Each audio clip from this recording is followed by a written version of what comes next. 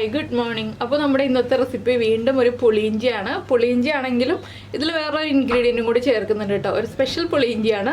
അപ്പോൾ നിങ്ങൾ എന്തായാലും ഇതുപോലെ ട്രൈ ചെയ്ത് നോക്കിയിട്ടില്ലെങ്കിൽ ഉറപ്പായിട്ടൊന്ന് ട്രൈ ചെയ്ത് നോക്കിക്കോളൂ. നന്നായിട്ട് ഇഷ്ടപ്പെടും. ചോറിൻ്റെ കൂടെ ഒരു മുട്ട പൊരിച്ചതും പുളിയിഞ്ചിയൊക്കെ ഉണ്ടെങ്കിലും സുഖമായിട്ട് ഊണ് കഴിക്കാം. അപ്പോൾ നമുക്ക് എങ്ങനെയാണ് ഈ സ്പെഷ്യൽ പുളിയിഞ്ചി തയ്യാറാക്കുന്നതെന്ന് നോക്കാം. നമുക്ക് നമ്മുടെ ഇൻഗ്രീഡിയൻസ് നോക്കാം. നമ്മളിപ്പോൾ ഒരു 100 ഗ്രാം ചേന എടുത്തിട്ടുണ്ട്. ചേന ചെറിയ ക്യൂബ്സ് ആയിട്ട് കട്ട് ചെയ്തെടുത്തിരിക്കുകയാണ്. അതുപോലെ ഒരു 150 ഗ്രാം ഇഞ്ചി എടുത്തിട്ടുണ്ട്. ഇഞ്ചി നല്ല പൊടിയായിട്ട് നമ്മൾ പുളിയിഞ്ചി കട്ട് ചെയ്യുന്ന പോലെ കട്ട് ചെയ്തിട്ടുണ്ട്. അത്രയും പൊടിയായിട്ട് കട്ട് ചെയ്യണ്ട കേട്ടോ ചേന. പിന്നെ നമ്മൾ ഒരു വലിയ നാരങ്ങ വലുപ്പത്തിൽ പുളി വെള്ളത്തിലിട്ട് വെച്ചിട്ടുണ്ട്. പിന്നെ എടുത്തിരിക്കുന്നത് 3 പച്ചമുളകാണ്. എരിവുള്ള പച്ചമുളക് ആയതുകൊണ്ടാണ് ഞാൻ 3 പച്ചമുളക് എടുത്തിട്ടുള്ളത്. എരിവ് കുറഞ്ഞ പച്ചമുളകാണെങ്കിൽ 5ഓ 6ഓ എണ്ണം എടുക്കാം കേട്ടോ. പച്ചമുളകിൻ്റെ എരിവാണ് നമുക്ക് കൂടുതൽ വേണ്ടത്, അതുകൊണ്ടാണ് 5ഓ 6ഓ എണ്ണം എടുക്കാമെന്ന് പറഞ്ഞത്. പിന്നെ ഒരു 4-5 ഉള്ളി റൗണ്ടിൽ കട്ട് ചെയ്തെടുത്തിട്ടുണ്ട്. അപ്പോൾ ആദ്യം നമുക്ക് ഈ ചേനയും ഇഞ്ചിയും ഒക്കെ ഒന്ന് വറുത്തെടുക്കണം. അതിനുശേഷം വേണം നമുക്ക് പുളിയിഞ്ചി റെഡിയാക്കാനായിട്ട്. പിന്നെ ഇതിലേക്ക് ഏറ്റവും ഇമ്പോർട്ടൻ്റ് ആയിട്ടുള്ള ഒരു ഇൻഗ്രീഡിയൻറ്റ് വേണം, ശർക്കരയും കൂടി ചേർന്നാൽ നമ്മുടെ കറി പെർഫെക്റ്റ് ആവുള്ളൂ. അപ്പോൾ ആദ്യം നമുക്ക് ചേന വറുത്തെടുക്കാം. ഇതിലേക്ക് മസാലയൊന്നും പുരട്ടാതെ ഡയറക്റ്റ് എണ്ണയിൽ വറുത്തെടുക്കുകയാണ് ചെയ്യുക. അപ്പോൾ ആദ്യം നമുക്കൊരു ചട്ടി ചൂടാക്കി എടുക്കാം. ഇപ്പോൾ നമ്മുടെ ചട്ടി ചൂടായിട്ടുണ്ട്. നമുക്കിതിലേക്ക് വെളിച്ചെണ്ണ ചേർക്കാം. ഞാൻ ഈ ഒരു വെളിച്ചെണ്ണയിൽ തന്നെയാണ് ഇഞ്ചിയും വറുക്കാൻ പോകുന്നത്. അപ്പോൾ അതുകൊണ്ട് കുറച്ച് വെളിച്ചെണ്ണ കൂടുതൽ ചേർക്കുന്നുണ്ട്. ആദ്യം നമുക്ക് ചേന വറുത്തെടുക്കാം. എന്താണെന്ന് വെച്ചാൽ ഇഞ്ചിക്ക് കൂടുതൽ ടൈം വേണം വറുത്തെടുക്കാനായിട്ട്. ചേനയാകുമ്പോൾ വേഗം വറുത്ത് കിട്ടും. അപ്പോൾ നമുക്ക് ചേന വറുത്ത് മാറ്റിയിട്ട് ഇഞ്ചി ചേർക്കാം.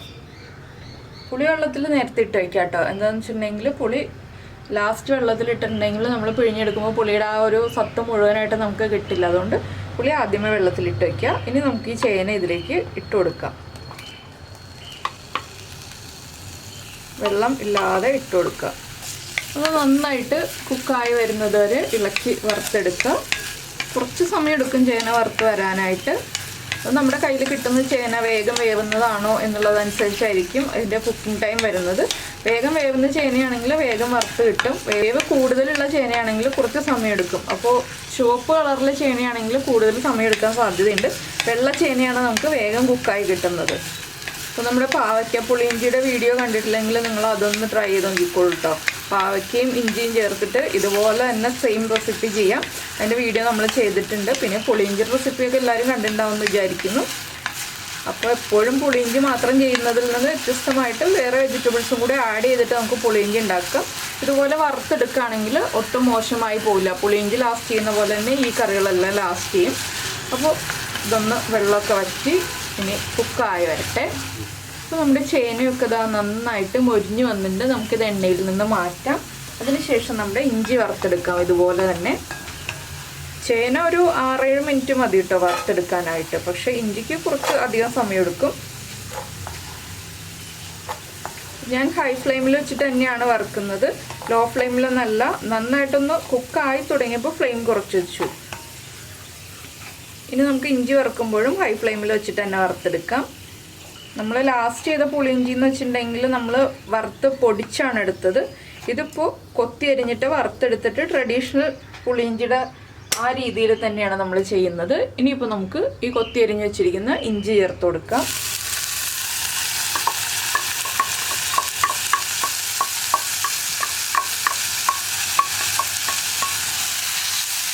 ഇതും കുക്കായി നന്നായി മൊരിഞ്ഞ് വരട്ടെ. ഇപ്പോൾ നമ്മുടെ ഇഞ്ചിയും നന്നായിട്ട് വറുത്തെടുത്തിട്ടുണ്ട്. ഞാനിത് മാറ്റി വയ്ക്കുകയാണ്. ഇനി വേറൊരു ചട്ടിയിലാണ് നമ്മൾ കറി റെഡിയാക്കുന്നത്. എന്താണെന്ന് വെച്ചിട്ടുണ്ടെങ്കിൽ ഇരുമ്പിൻ്റെ ചട്ടിയിൽ പുളി ഒഴിക്കണ്ടല്ലോ എന്ന് വിചാരിച്ചിട്ടാണ് ഞാൻ വേറെ ചട്ടിയിൽ കറി റെഡിയാക്കാൻ പോകുന്നത്. നിങ്ങൾ നോൺ സ്റ്റിക്ക് പാനിലാണ് ഇഞ്ചിയൊക്കെ വറുത്തെടുത്തതെന്നുണ്ടെങ്കിൽ അതിൽ തന്നെ കറി റെഡിയാക്കിക്കോളൂ. ഇപ്പോൾ നമ്മൾ വേറെ ചട്ടി വെച്ചിട്ടുണ്ട്. അപ്പോൾ ഞാൻ ഇതിലേക്ക് നമ്മൾ ഇഞ്ചി വറുത്തിട്ട് ബാക്കി ഉണ്ടായിരുന്ന വെളിച്ചെണ്ണ ഒഴിച്ചിട്ടുണ്ട്.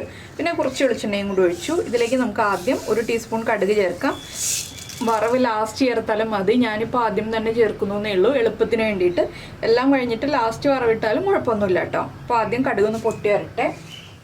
ഇപ്പോൾ നമ്മുടെ കടുക് പൊട്ടി തുടങ്ങുന്നുണ്ട്. നമുക്കിതിലേക്ക് ഒരു 1/4 ടീസ്പൂൺ ഉലുവ ചേർക്കാം. അതുപോലെ തന്നെ 1 ടീസ്പൂൺ ഉഴുന്ന് ചേർക്കാം.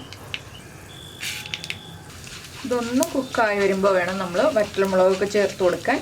ഈ ഒരു സ്റ്റേജ് ഏറ്റവും അവസാനം ചെയ്താലും മതി. കടുക്, ഉലുവ, വറ്റൽമുളക്, ഉഴുന്ന് ഇങ്ങനെയുള്ള കാര്യങ്ങളൊക്കെ അവസാനം ചേർത്താലും മതി. ഇതിപ്പോൾ നമ്മൾ ആദ്യമേ തന്നെ ചേർക്കുകയാണെങ്കിൽ നമുക്ക് വീണ്ടും എണ്ണ ഉപയോഗിക്കേണ്ട ആവശ്യം വരില്ല. അതുകൊണ്ടാണ് ഞാൻ ഇപ്പോൾ ചേർത്തിട്ട് ചെയ്യുന്നത്.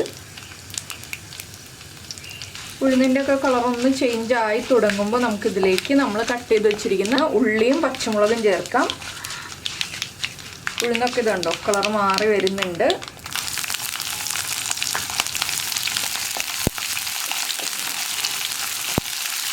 ഇനി ഉള്ളിയും പച്ചമുളകും നന്നായിട്ടൊന്ന് കുക്കായി വരണം. അതുവരെ ഒന്ന് ഇളക്കി കൊടുക്കുക. ഒരു 2-3 മിനിറ്റ് ഒന്ന് ഇളക്കി കൊടുക്കുക ഹൈ ഫ്ലെയിമിൽ വെച്ച് തന്നെ. വറവിടുന്നത് ലാസ്റ്റ് ആണെങ്കിൽ ആദ്യം എണ്ണയിലേക്ക് പച്ചമുളകും ഉള്ളിയും ചേർത്തൊന്ന് വഴറ്റിയതിന് ശേഷം ബാക്കിയുള്ള കാര്യങ്ങൾ നമ്മൾ ചെയ്യുന്നത് പോലെ തന്നെ ചെയ്യാം. ഇല്ലെങ്കിൽ നിങ്ങൾക്ക് ഇതുപോലെ തന്നെ വറവിട്ട് കാര്യങ്ങളെല്ലാം റെഡിയാക്കി എടുക്കാം. പിന്നെ നമ്മൾ ചേർക്കാൻ മറന്നുപോയൊരു കാര്യമുണ്ട്, നമ്മുടെ കറിവേപ്പിലയും കൂടി ചേർത്തിട്ട് ഇനി ഉള്ളി ഒന്ന് കുക്കായി വരുന്നത് വരെ നമുക്ക് ഇളക്കി കൊടുക്കാം. ഇതിലേക്ക് ഇപ്പോൾ ഉപ്പൊന്നും ചേർക്കണ്ട, നമ്മൾ പുളിയൊക്കെ ഒഴിച്ച് കഴിഞ്ഞിട്ട് ഉപ്പ് ചേർത്താൽ മതി കേട്ടോ. പിന്നെ ശർക്കരയൊക്കെ എടുത്ത് അടുപ്പിച്ച് വയ്ക്കുക, നമ്മുടെ ഉലുവപ്പൊടി എടുത്ത് അടുപ്പിച്ച് വയ്ക്കുക, കായപ്പൊടി എടുത്ത് അടുപ്പിച്ച് വയ്ക്കുക. ഇങ്ങനെയുള്ള കാര്യങ്ങളൊക്കെ നമ്മൾ അടുപ്പിച്ച് തന്നെ വയ്ക്കണം. എന്താണെന്ന് വെച്ചിട്ടുണ്ടെങ്കിൽ നമ്മൾ ഇനി പൊടികളൊക്കെ വേഗമാണ് ചേർക്കുന്നത്. അപ്പോൾ നമ്മുടെ ഉള്ളിയും പച്ചമുളകും ഒക്കെ കുക്കായി വന്നിട്ടുണ്ട്. നമുക്ക് ഫ്ലെയിം കുറച്ച് വെച്ചിട്ട് ഇതിലേക്ക് പൊടികൾ ചേർത്ത് കൊടുക്കാം. ഒരു 1/2 ടീസ്പൂൺ മഞ്ഞൾപ്പൊടി, 1 ടീസ്പൂൺ മല്ലിപ്പൊടി. പിന്നെ ഞാൻ ചേർക്കുന്നത് കാശ്മീരി ചില്ലി പൗഡറാണ്, എരിവുള്ള മുളക് പൊടിയല്ല. അതുകൊണ്ട് തന്നെ ഒരു 1.5 ടീസ്പൂൺ ചേർക്കുന്നുണ്ട്. നിങ്ങൾ എരിവുള്ള മുളക് പൊടിയാണ് ചേർക്കുന്നതെങ്കിൽ 3/4 ടീസ്പൂൺ ചേർത്താൽ മതി കേട്ടോ. ഇനി പൊടികളെല്ലാം ചേർത്ത് നന്നായിട്ടൊന്ന് ഇളക്കി കൊടുക്കുക. പൊടികളുടെ ഒരു റോ സ്മെല്ല് മാറി വരണം, അതുവരെ ഒന്ന് ഇളക്കുക കേട്ടോ. ലോ ഫ്ലെയിമിലായിരിക്കണം, അത് പ്രത്യേകം ശ്രദ്ധിക്കുക. ഇനി ഇതിലേക്ക് നമ്മൾ എടുത്തു വെച്ചിരിക്കുന്ന പുളിവെള്ളം ചേർത്ത് കൊടുക്കാം.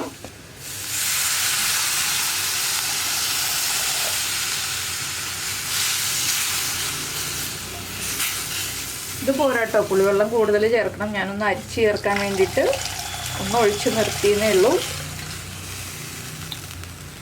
ഇനി നമുക്ക് ആവശ്യമാണെങ്കിൽ വീണ്ടും ചേർത്ത് കൊടുക്കാം. ഇതിലേക്ക് ഒരു 1/4 ടീസ്പൂൺ ഉലുവ വറുത്ത് പൊടിച്ച് വെച്ചിരിക്കുന്നത്, വറുത്ത് പൊടിച്ചത് തന്നെ ആയിരിക്കണം. 1/4 ടീസ്പൂൺ കായപ്പൊടി. ഇതൊന്ന് ഇളക്കിയിട്ട് ഒന്ന് തിളച്ച് വരട്ടെ. ഉപ്പും ചേർത്ത് കൊടുക്കാം.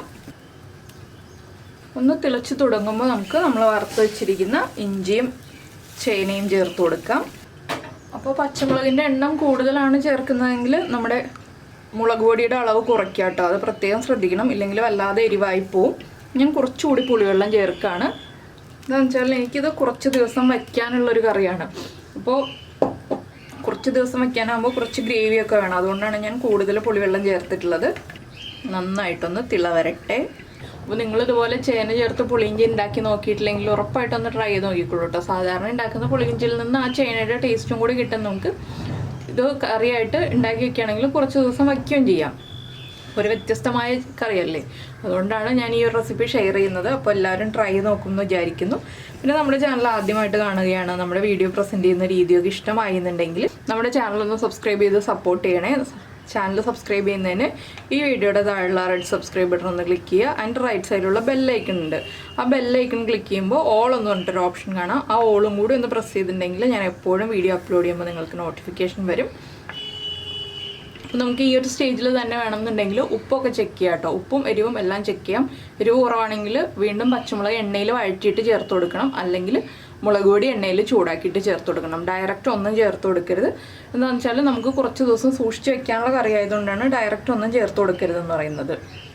അപ്പോൾ നമ്മുടെ ഗ്രേവി തിളച്ചു തുടങ്ങി. നമ്മൾ വറുത്ത് വെച്ചിരിക്കുന്ന ഇഞ്ചിയും അതുപോലെ തന്നെ ചേനയും ചേർത്ത് കൊടുക്കാം.